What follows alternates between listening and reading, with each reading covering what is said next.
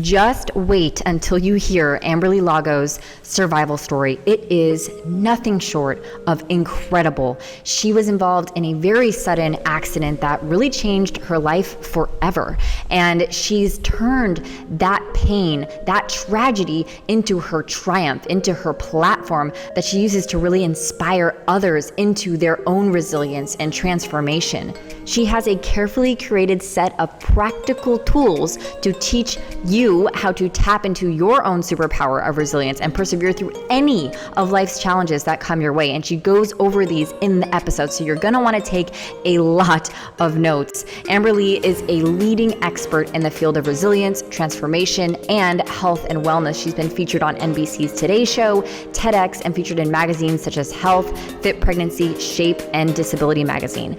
And you guys, she is just a beautiful, genuine soul. I knew it from the instant I met her. I felt her energy. She is pure. She truly is on a mission to support others and change lives. And I just am so excited for you to meet her. So without further ado, let's meet Amberly Lago. Amberly, I am so thrilled and grateful to have you on the show today. I'm so excited to talk with you about your story and everything that you speak about. So thank you so much for coming on the show. Thank you. I've been so excited to meet you in person. And I don't know how this is possible, but you're even more beautiful in person. How's that even possible? It's because you're so pretty on the inside too. Oh, thank you. You're the sweetest. You are. You guys, as soon as I heard Amberly's accent, it was like I got a warm feeling, fuzzy feeling in my heart. I'm like, you have the cutest accent ever. So I'm super happy to meet you in person too. And we've been planning this for a while. I know, it's been a while. It's finally happening. Yeah.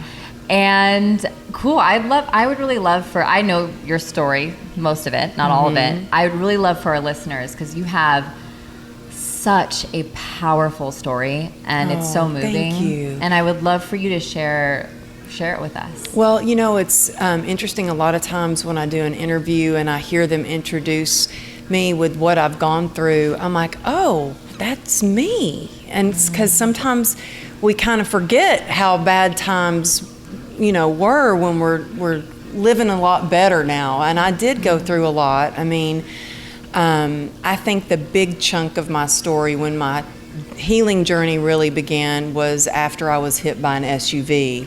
I was riding on a motorcycle, riding home from work. I'm a trainer and I've been a dancer and an athlete my whole life. I set a record for running in Texas. I was sponsored by Nike. And so fitness wasn't just something I did for fun, or it was my livelihood. Running was my drug of choice. That's what I did to feel happy, or when I was anxious or sad. And so when I was hit by this SUV, I was thrown 30 feet and I was sliding across the asphalt.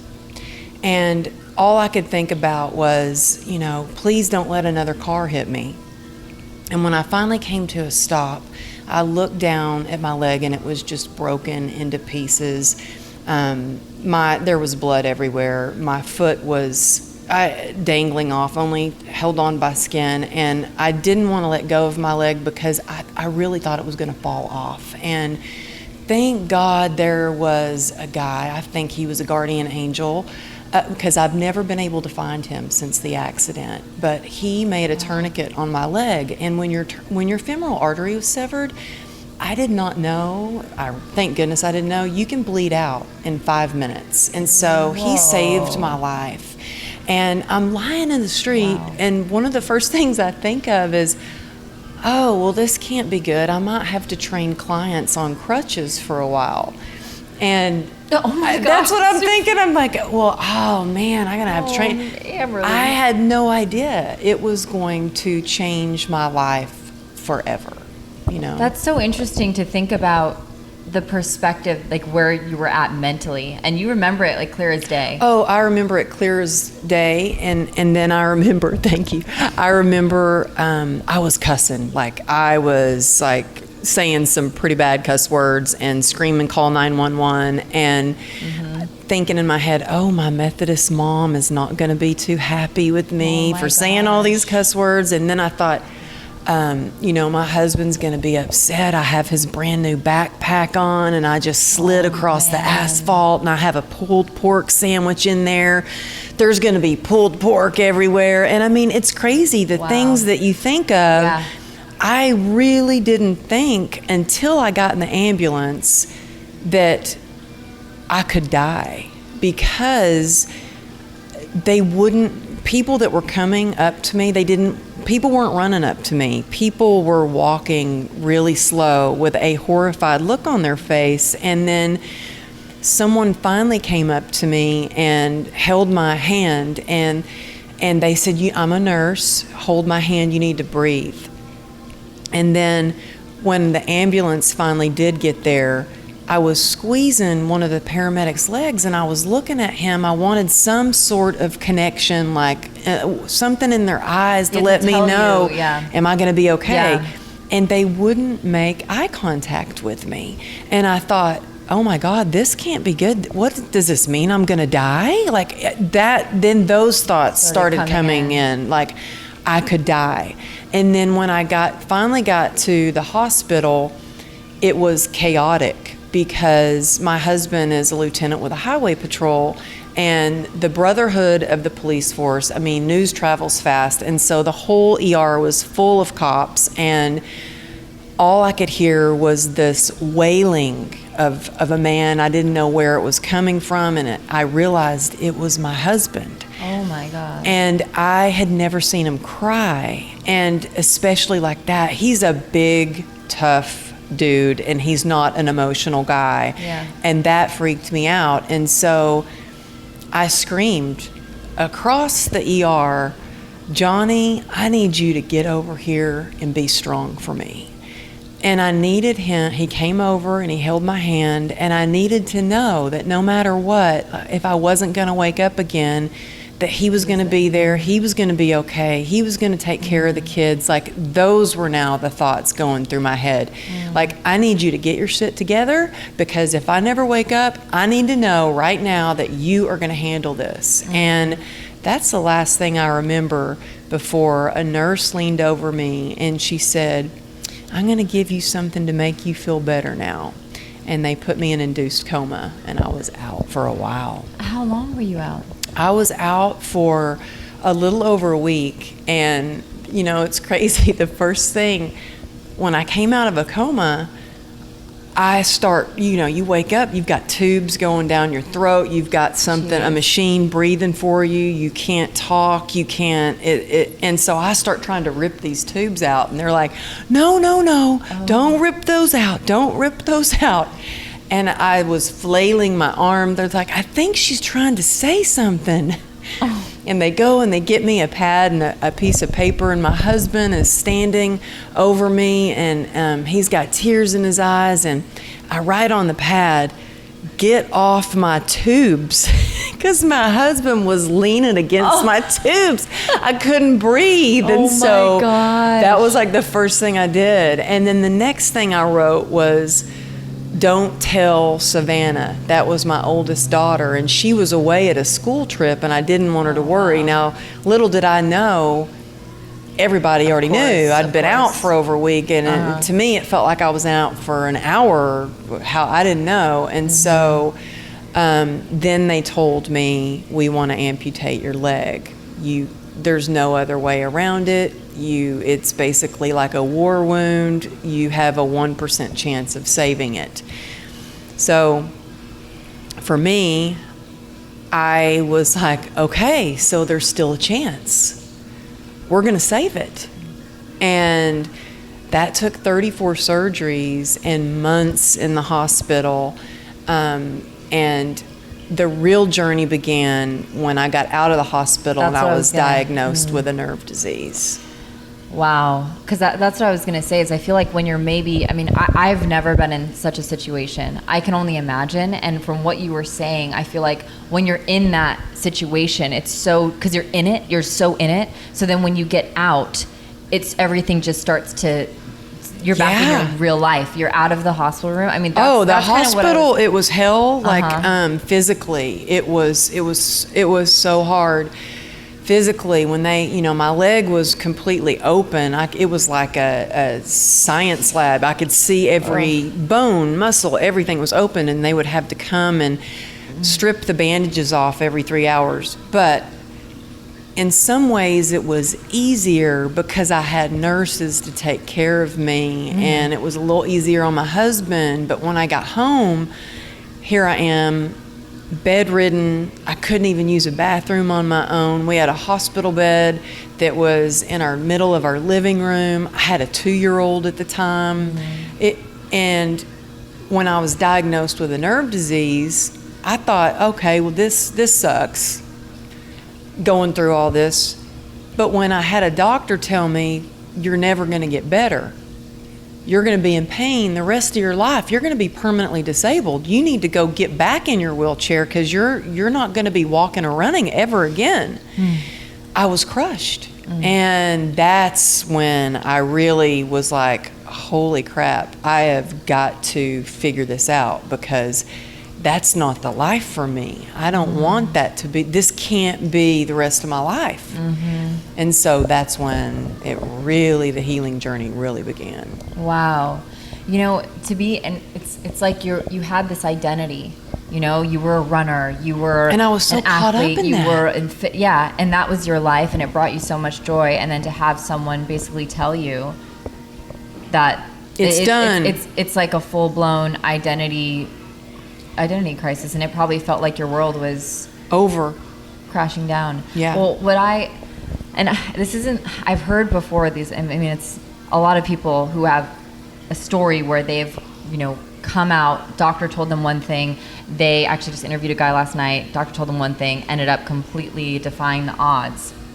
I feel like there's 2 ways that you could take that kind of news. You know what I'm saying? You could let that news completely crush you and go down like this sorrow-filled kind of giving up, right? Versus I feel like you, and this is what you talk about, of course, is you had resilience.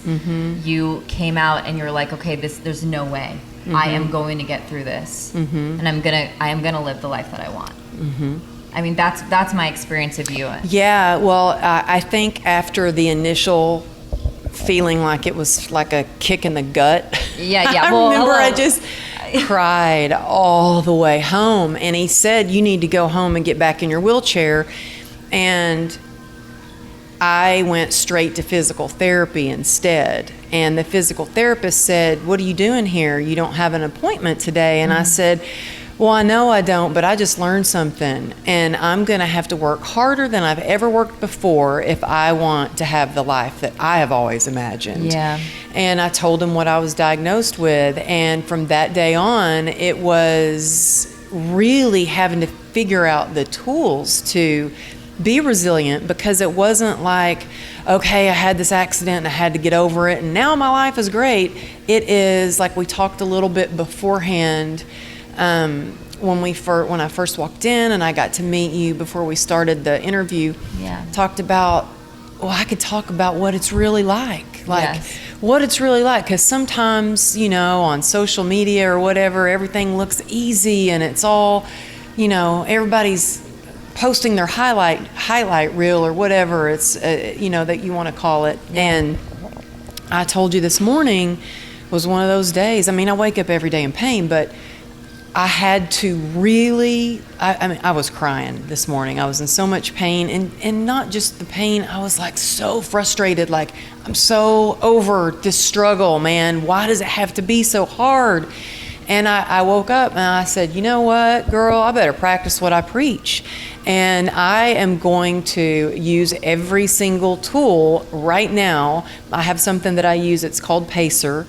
And I got out my journal, I started writing, I started using Pacer, which stands for perspective, acceptance, community, endurance, and rest. And if I'm not doing one of those 5 things, I'm not able to be as resilient.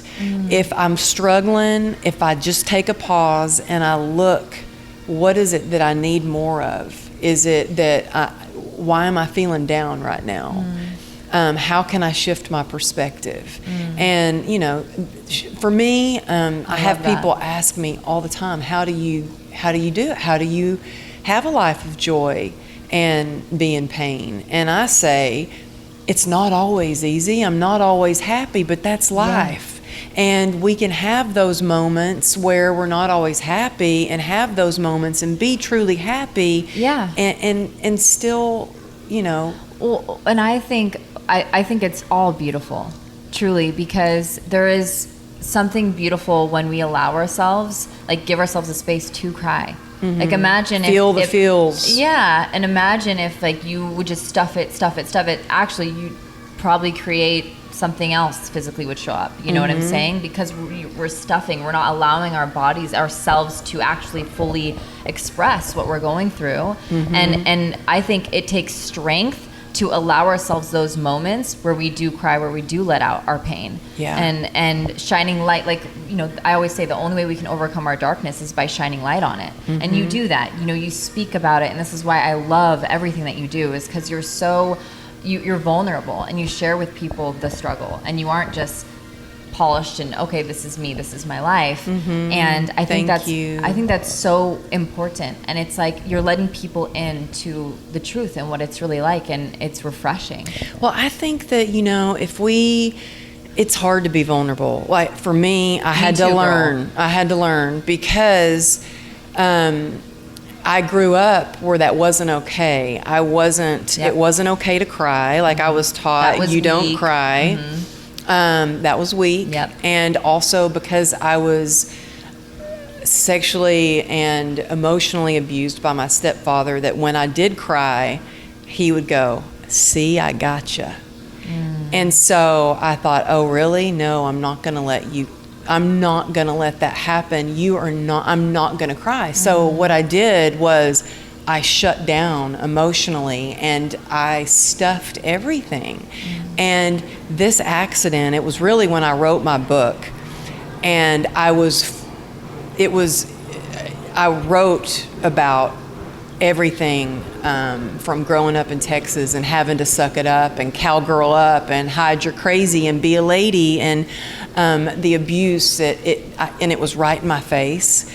It was cathartic and it was very healing, because I was like, oh my gosh, I've been stuffing this. And so people ask, well, how long did it take you to write your book? And I'm like, it took me like 2 years, because so much went into it. I was still in and out of surgeries, and it comes from my heart, and I wrote it because I want to share those experiences so others know that they don't have to walk in shame, because that was a big deal for me. And I love that you said, we can stuff it, or we can just process it. We can take a look at it. And I think that when we do share those moments in a safe environment, when we really trust people, that we can build even more of a connection with that person. Absolutely. I think that, because what we're doing is we're saying, hey, I'm human, and then they go, hey, I'm human too. And when you can relate to someone who has been through something similar as you, then it is so healing. You don't feel alone. And that's the thing that I want people to know more than anything, is that they're not alone, that they don't, because when you're in pain or you're in shame, you feel very alone. For me anyway, I felt very alone. I felt like no one understands this, no one gets this. And when I had the courage to finally reach out my hand and ask for help, and I realized I wasn't the only one going through this similar, this situation, is really when I started to think, okay, it's going to be okay. There's hope. Yeah, and you've used that as, you've really turned your pain into your power. I feel like you've created a platform from it, and you've allowed other people to connect with your story and actually heal through hearing yours, because they're able to. That's so touching. It's true, and it's so beautiful, and that's why I love people like you who have the courage to step out into the light and say, hey, look, this is what happened, and this is what I'm going through for real. Yeah. It's just beautiful. Thank you. Well, I had no idea when I started this journey, and I just wanted to write a book because I thought I didn't go through this for anything. If I can change one person's life and give them some hope, then it's worth it.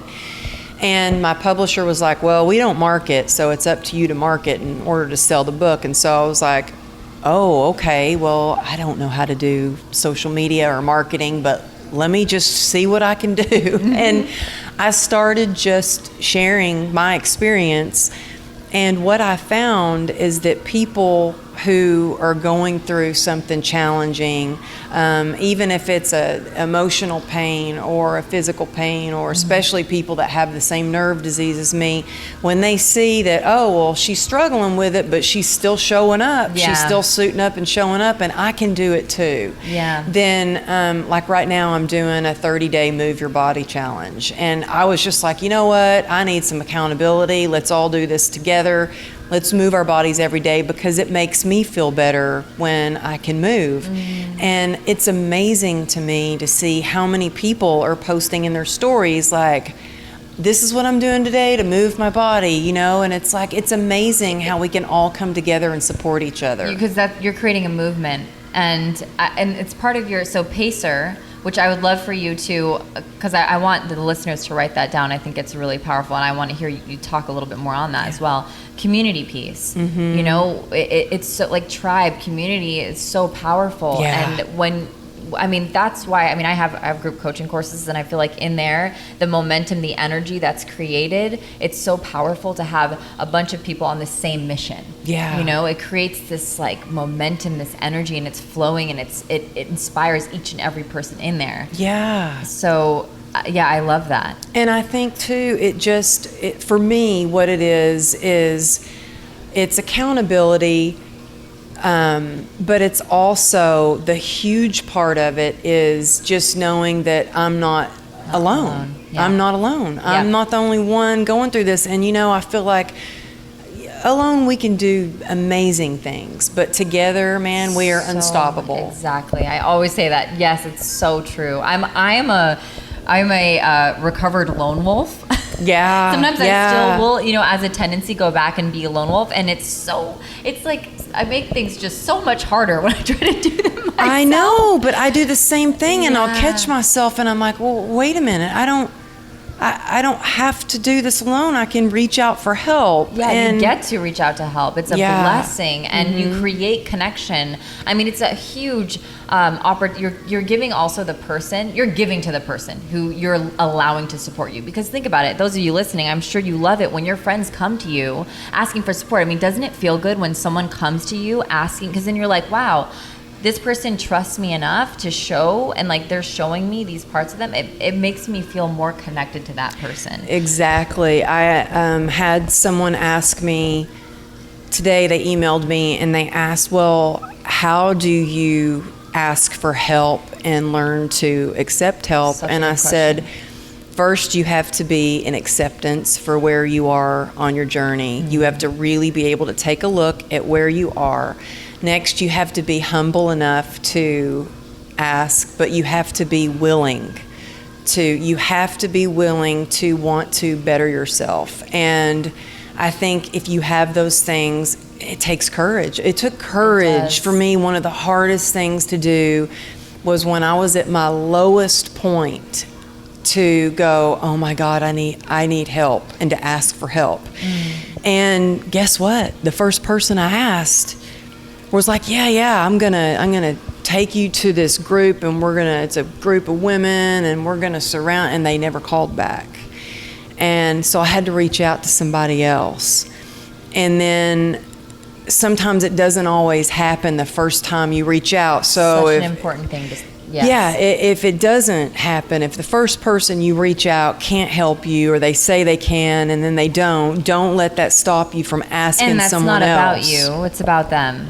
Exactly. It really is. So just keep reaching out. Yeah, and that's so true, because that is, again, resilience. It's like we get turned down, something happens, it's, you know, instead of allowing ourselves to then sink into, okay, well, never mind and whatever, it's actually being like, okay, no, I'm going to keep going because I know this is what I need. And that's one thing I was going to ask you is, what do you think is required to create that resilience, that mindset of not stopping until you get there? Well, I was coming home from an event, and one of my best friends was with me, and she could tell I was hurting. And she looked at me and she goes, it's amazing that she goes, I know how bad you hurt. Well, she goes, I know how hard it is for you because of your pain. But what is it that allows you to show up and do events and be there for your kids and be there for what is it? If you can take a look at that, that's what you need to share. And so that night when I got home, my husband looked at me, he's like, you really need to pace yourself. And at first I kind of got pissed off because I was like, pace myself? Don't you know I'm full throttle all the time, But then I got quiet and I really thought about it. And I started writing down everything that I did throughout the day that allowed me to pace myself. And that is where Pacer was actually born, on a dinner napkin, sitting at the dinner table with my leg propped up on the table. And I really think it starts with your mindset, being able to get in the habit, and we all have this capability of shifting our mindset, and you can do that by the minute you catch yourself going into a negative thought by replacing that with a positive affirmation. And I think the only way we can even interrupt and do that is that we're where we have the thought. So because a lot of us, I feel like we have these thoughts and they just come and we're going through life and we don't realize that we're having them. So we can't change or fix something if we're not even aware it's there. Yeah. So how do you do this? Do you sit, do you journal, do you get quiet? How do you identify, okay, these are the thoughts that are holding me back. These are the negative thoughts I want to transform. Well, I think we can all get caught up in that, that chatter that goes up. I know my mind chatter, it likes to have a party up there. And it will just tell me how I'm not enough, or that you don't have what it takes. And the minute I start thinking like that, you can feel yourself lowering down. You can feel, if you're really in touch with yourself and you really stop. And that's why I think it's important to have quiet time. For me, I have a morning routine where I get up every day and I have quiet time. And I allow myself to, what am I feeling? Listen to my soul. Getting present with yourself. Yes, getting in touch with yourself and your body. And instead of on this hamster wheel of life, it is important to pause. And so I start every day with the journaling and with some quiet time, and I focus on what is my intention for today? What is the most important thing who do I want to be today? And what do I need to do to bring my best self to the table today? What can I do one day at a time? And so I think it's important to start your day because, look, we're not always going to be motivated. We have to really develop healthy habits every day because that's the key. We can't control what goes on throughout the day, but we can control our morning routine and how we start our day, and it makes all the difference in the world. So thank you so much for sharing all that. I want to key in our listeners on a couple things you said. Number one thing that I got when you were talking about, identifying the thoughts, the negative thoughts, it's the feeling. So really, you guys, when you start to feel, everyone knows what it feels like to not feel good. I mean, we know what not feeling good feels like. So when you start to go there, that's a perfect time to ask why. Why am I feeling this way? What's going on? Why? Yeah, stop for a second. Just stop what you're doing. Create the quiet space. Okay, create the space. You're worthy of this space. Whatever you're doing, you are more important than that thing you're doing, because guess what? You matter and you're worthy. So create the time and space and get really clear on what am I thinking? What is the thoughts that are going through my head that are causing me this feeling? Because it's always a thought that's creating it. And then going through, and I like what you said, so then shifting it into something that does feel good. Because at the end of the day, all these thoughts, they all are perspectives. So when we ask ourselves, can I know 100% that I don't have what it takes, for example, say that's the thought you're thinking. Can I know 100% certainty that I don't have what it takes? The answer is no. We can't know that for sure. So then why think that thought that feels super crappy? And instead think a thought that's way more empowering and feels good and actually has your body feeling good. So those of you listening, that was key. And then secondly, I'm going to challenge everyone listening to create a morning ritual. If you don't already have one, and even if you do, make sure that that morning ritual, as Amberly said, is creating space for you to be present with your, like, what is happening in your body, what's happening in your mind. I think that is so important. And starting the day connected to ourselves that way, that is a powerful way to start the day. Yeah, and I think, I think especially nowadays when there's just so much, between emails and social media and Nonstop. people, pulling at you at a million, especially if you're a working mom or, it's so important to have that time to just clear your head, focus on what is the most important, how can you show up as the best person. And so even if that's only 5 minutes, Totally. aren't you worth 5 minutes? Yes. Isn't your dream worth 5 minutes? Oh, I have chills. You're worth it. 5 minutes, that's all it takes in the It morning. really is. Start. Now, I prefer a little more than that. Yeah, but I started with 5 minutes though, so I like that you said that, because I had the coach tell me, Ashley, you are not, and it's true, I was completely, I didn't spend any self-care, time with myself, and the challenge was start with 5 minutes. Because then I would say, my excuse, and those of you listening, if you have this same little racket that I had, is, well, I don't have time. I have too many things to do. I have this, I have that, all of the list of excuses, especially if you're a mom. It's like, I have kids, they're getting up for school or whatever, right?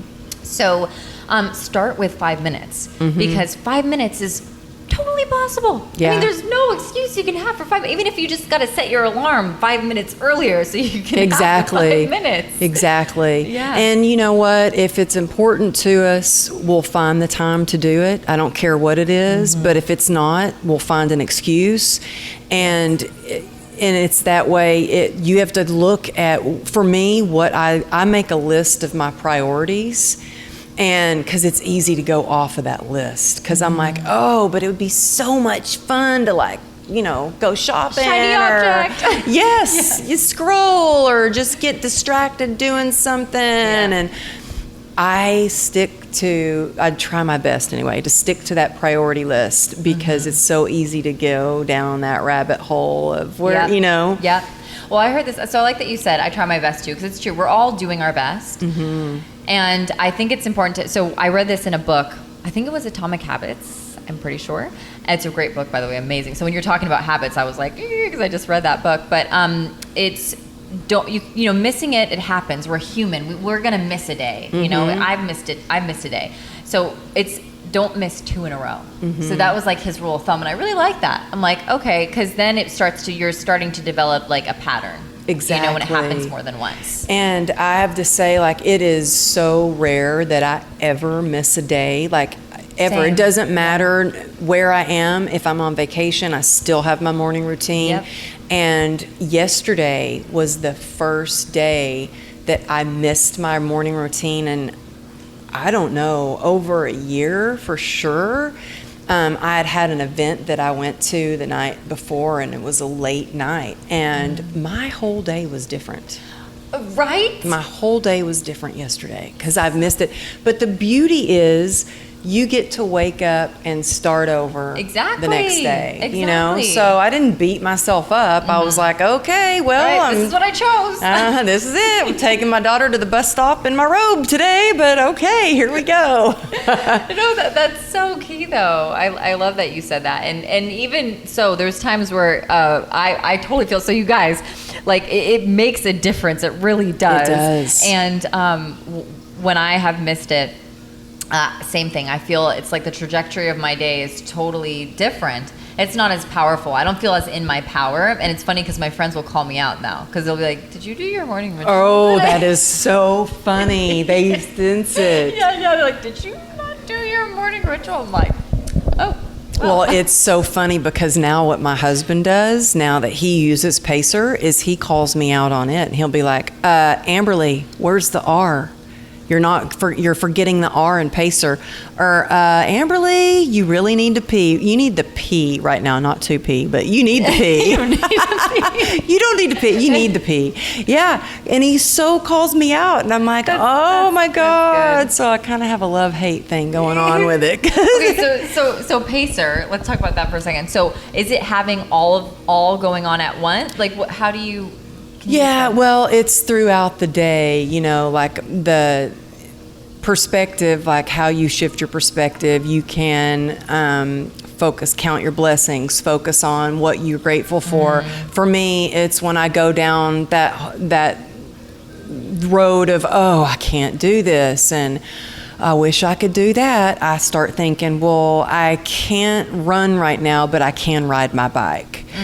Something as simple as that. And sometimes I think about, well, how worse it could be, instead of, I can't, I don't, not to go down that negative route, but it I feel like shifts things. You're taking more of a bird's eye view.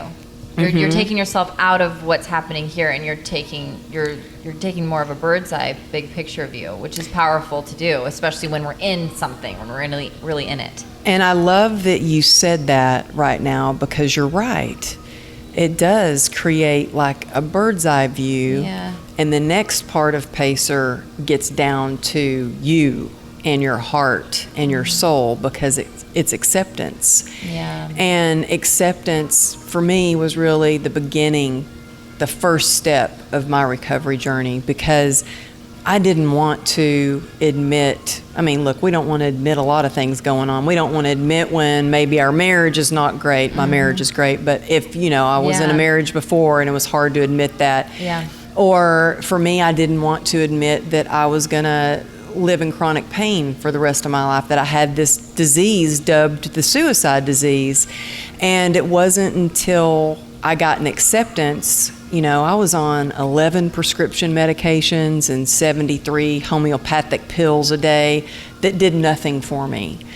And it wasn't until I got an acceptance of, this isn't working and I got to try something else, was I able to take action steps to start to make my life better. You know what's interesting? So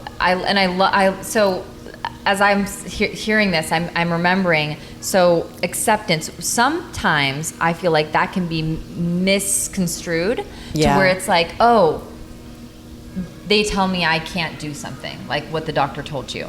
And then they accept that. You know what I'm saying? That's a totally different. So I would love to kind of distinguish the difference, because what you are saying is quite the opposite. It's more accepting, like you're accepting what you're going through, and well, it's accepting what is true for you, not what other people say about you. Yes. So there's a big difference. There are facts, and then there are people's opinions. Yes. And so you have to distinguish what is true for you and what, it's true that I have been diagnosed with a nerve disease.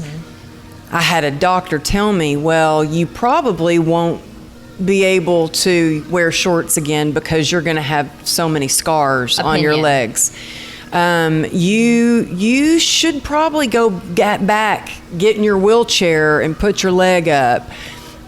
So it's really distinguishing between what your truth is and what people have put on you. Yes. So it's really important. That's again why you need to really sit, have quiet time to yourself, get away from the chatter. And sometimes I think one of the things that helps me the most is to write it out, write how I'm feeling, also go in nature and go away from everything so you can just get quiet and figure out what is true for you. Yeah, I love that. What's in alignment? And we always know. We know what's in alignment for us, and we know what isn't. It's easy though, for me, look, when you're told your whole life, you're not good enough, you'll never make it, it's easy to start to believe that stuff. And start to accept those. And that's why it's really important. The next part of Pacer might be the most important part of Pacer, because it's community. And it's so important to surround yourself around, if you want to be positive, you need to surround yourself by empowered, passionate, positive people, Yes. because no matter what, you will start to become like the people that you're hanging around. Yep. There's no, and it affects, and it's not, I think it's not just the people that we hang around. I think it's our social environments. I think it's who we're hanging out with at work. Yep. Because you will start talking like that. You will carry on those conversations. You will start thinking like them. Walking like them. It's true. We pick it all up. We mirror those that we hang around. It happens. Exactly. And that is so true. Community is so important to make sure that your environment is in alignment, because when it's not, that's going to be just another area of tension that is going to take you away from where you want to go. It's just adding more resistance. Oh my God, when I first, was diagnosed with this disease, I had people go, oh, well, you need to get in a support group. I'm like, a support group? I don't know about that. And so I looked. Oh my God, I looked real quick and I got out of there as fast as I could, because the only support groups that I could find for CRPS was, and I haven't searched all of them because I'm sure this is going to piss some people off that I'm talking about this. Girl, share your but truth. I could not find a support group that was full of positive people turning their can'ts into their cans. We all have bad days, and that's fine to talk about that a little bit and not, be, Not dwell, because it's not but- all. But we got to feel the anger and feel the Yes. pain, but then move forward from it. Don't get stuck there. Yep. And I found that a lot of the support groups that I saw, there was a lot of stuck. There was a lot of letting this disease define them. And it does not define me. It's something that I have, but it will not define what I'm going to do with the rest of my life. Yeah, and that is so important. I love that you just said that. And I think some listeners now are probably thinking, well, how do I not get stuck? Like, how do I not get stuck when I'm in those low points? I know I used to feel that way. I used to feel like my funks would last 2 weeks. This morning, so as Amberly said, you guys, earlier in the beginning of the episode, she said that she woke up in a funk. So she had a funk this morning.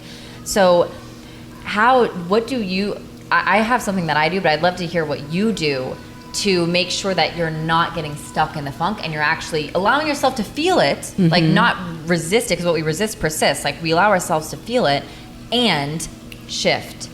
Well, I swear, man, you are so good. Because the next part, I swear, the next part of Pacer's endurance. Oh my God, you're awesome.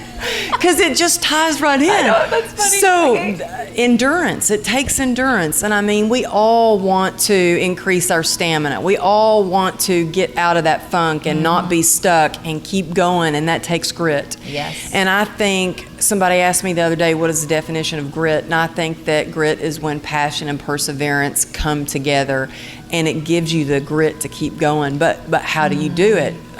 For me, a couple of things that I do to work on my endurance is something that saves me and gets me out of feeling stuck is I get out of myself and I focus on being of service to others. Ooh. How can I be of service? And then I've had people say, well, I'm stuck in a bed. I can't really be of service. And I said, no, you can still be of service. When I was in the hospital bed, in the hospital, I was still making phone calls. I was still giving exercise tips to the nurses on how to get a better booty. I swear to God. Whatever I could do to get out of my own head and be of service to others. You know why I think that's so powerful? This just hit me. Well, first off, I love that you said that, and I'm 100% alignment, girl. We are in alignment. Yeah. So one thing I say is, when in doubt, focus out. When in doubt, focus out. Is it's such a powerful shifter. I love that. You know what I think it reminds us of? I think it reminds us. This just hit me as like while you're saying that. It reminds us of our value.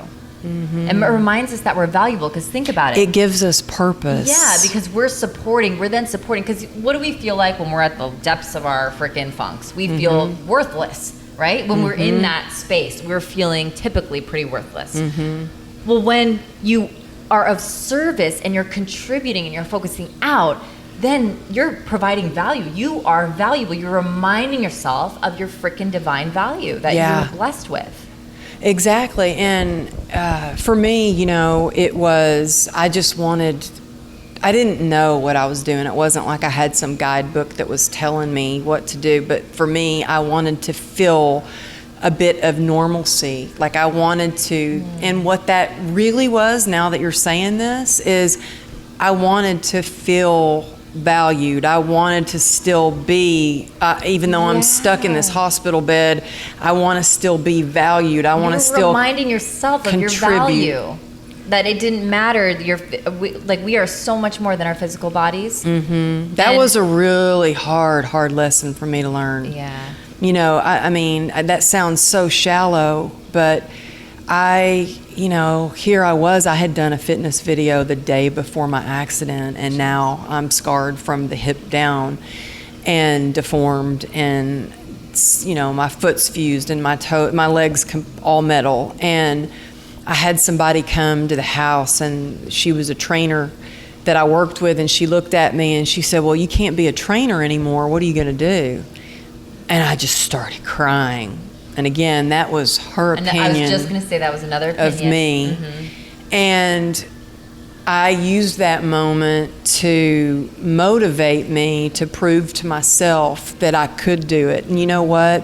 When I wasn't like, I'm the best trainer. I walked in ready to train clients again on crutches, and I felt worthless, really, because I thought, who's going to want to train with me?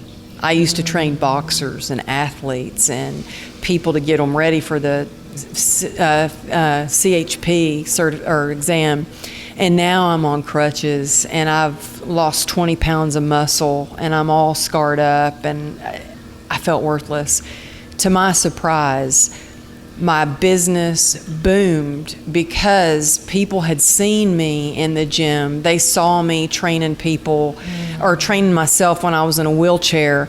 They saw me training when I was with a walker. They saw me in the gym bandaged up. They saw me on crutches, trying to walk, trying to get my leg to go around one time on the bicycle. And to my surprise, people wanted to train with me because they thought, well, hell, if she can do it, I can do it. I want her to tell me. And I became that trainer that told them, yes, they could, when other people or themselves had told them, no, I can't.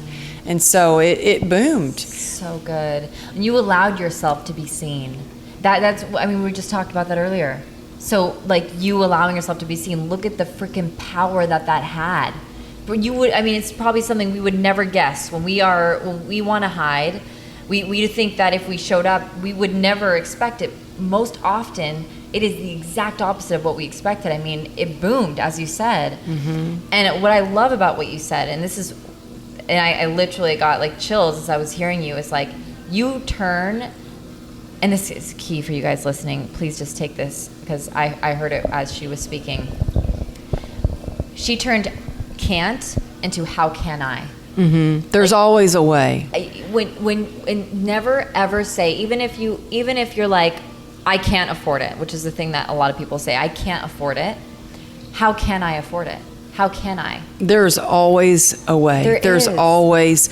It may not look like the way that you have planned, because a lot of times I'm a big planner. And things usually don't go as planned. Yes. So I always have a plan B. You always have to have a different plan, and that's something that this has taught me. Is life doesn't, for me, it was like the rug was pulled out from underneath me, and I was like, okay, well, I'm being redirected, and now I'm going to do this instead. And that requires some flexibility. A lot of flexibility. Yes, because I'm an analyzer personality type, and my unhealthy pattern is a rigid pattern. So I can tend to I'll have this plan, and for those of you listening, if you can relate, let us know, but where I would be so rigidly attached to my agenda. And when it wouldn't go that way, when it wouldn't go my way, it was like I would just get so upset. It would just really frustrate me. And the thing is sometimes we actually are getting exactly, if not more, than what we asked for. It's just not in the packaging that we thought it would be. Mm-hmm. So we send it away. That's what we do. It's like it'll show up on our doorstep, but it's not in the correct packaging. It doesn't look the way that we thought it would look, so then we send it away. So what you did is you embraced it and you were flexible in that and knowing, and I'm sure that, I mean, that definitely took grit for you. It did, and it, you know, a lot of times when we have something that happens, it's either a blessing or it's a lesson. But I feel like it's always a blessing in some ways if we can look at it that way. I know it's hard when, if you're listening and you're sitting through something that's horrible. I mean, I know how that feels, because you're like, how can this be a blessing? Yep. Well, I have had to learn to look at things okay, what am I learning from this? This is not what I wanted. This is not the situation that I would have ever imagined, but what can I learn from it? You know, and it's hard, and it's not always, you know, but it's possible to move forward. The how can I? How can I move forward with this? That's so powerful. Okay, so the last R, let's talk. I'm like, the R was the hardest thing for me. In fact, I wanted to call this PACE, the PACE method, not the PACER method. Okay. But talk about lessons. This was the lesson that I was getting over and over and over, and it was what I was leaving out was rest. And we cannot be resilient if we don't rest, if we don't recover. It's so essential. We can't just keep going and going and going and going and not refuel or reboot or replenish ourselves. Yeah. And what I was doing was I was just pushing it as hard as I could, and I was ignoring my pain. And when it really hit me was, I swear to God, this is crazy. I had given a motivational speech at this organization. I was hurting pretty bad. My back was hurting, but I thought, well, you know, my back's hurting so bad that I don't feel the pain in my leg. So I finished that. I got to the gym and I asked one of the other trainers, I was like, can you give me some Bengay? And I put the Bengay on my back and I wrapped my back. I started working out and I was like, this is getting pretty bad.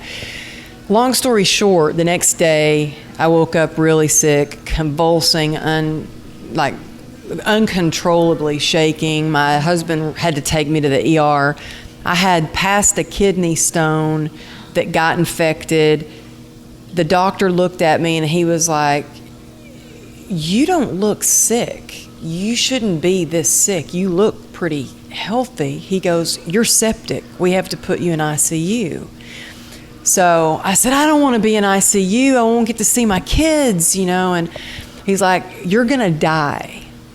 And I barely remember the 3 days. I was so drugged up and everything in ICU. But when I was finally feeling better, I had 2 different doctors came in and said, if you would have waited one more day, you would have been dead. Jeez. And it was when I thought, oh my God, I am not giving myself the gift of grace, of rest, and I need to rest, and I need to pay attention to my body, and we all need to take the time to, you know, in a society where rest is looked at as a luxury, we really need to change that. We need to look at rest as, no, it's a necessity. Yes, it is. We have got to take our health seriously. We have to take our mental health seriously.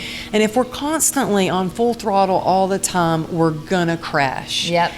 And I had a friend of mine, he said it like this, you know, it's like if you're in a car and you're going full throttle on the straightaways, it's okay, but there's a time and place on those curves where we have to slow down and kind of go with the flow, or else we're gonna crash. Yeah. And it's true. So that I've learned the hard way over and over, and my husband yells at me, where's the one R? that you need to be reminded of the most. It is, because I want to do it all, and I want to just keep going. And it's like we have to at least recharge as much as we recharge our phones. Yeah, yep, absolutely. And that takes us back to what we started talking about, which was creating the space for yourself every day, creating that space of rest. And that could look all kinds of ways, wherever whatever resonates and lands for you, wherever you feel most rest, like you got to create that time for yourself. And for those of you go-getters listening, you go. Like Stop. the type A personality, I get it. Yeah. I am that. And I've had to learn to stop. It's so powerful. Just rest. And yeah, it's like such a gangster thing to do in a society Such a where it's like, gangster. you got to work, you just got to hustle. And it's like, oh no, I'm going to rest. That's like... Yeah. Hey, I get to rest. I am blessed to rest. Yeah, it's so true. So, Amberly, this time flew by. I'm like, I love this whole conversation. I'm sure everyone listening is just falling in love with you. You're so amazing and so inspirational. I'm so grateful that we made this work. You guys, I'm in LA, so we're doing this in person right now, and I'm just so grateful that I get to experience your energy. I'm so glad I got to meet you. Yeah. You're amazing. So, to leave off our listeners, I would love just whatever is coming to you, like whatever in this moment is coming to you, something that we can leave them with, something that you can really part them with, where they can. Oh, well, I think the first thing that just popped in my head when you said that is there's always a way. It might not be what we thought we wanted, but how to plan it or how to do it, but there's always another way of doing something. And I also wanted to say to your listeners that, to not, it sounds kind of cliche to say don't give up, but really I can speak from experience and tell you that no matter what your circumstances are, no matter if your circumstances have narrowed your possibilities, that you can have the life that you have always imagined. It's your choice. You get to decide. So, and I think once you know that you have a choice, you take your power back. So it is time to take your power back and thrive, not survive, thrive. So powerful. Thank you for that. Thanks for having me on. Yeah, of course. And so everyone, where do they find your book? Where do they connect with you? Give us all the things. And I'll put everything in the show notes for you guys. Oh, thank you. Yeah, I would love if people reach out to me. You can reach out to me at Amberly Lago, AmberlyLago.com. You can find me on Instagram at Amberly Lago Motivation.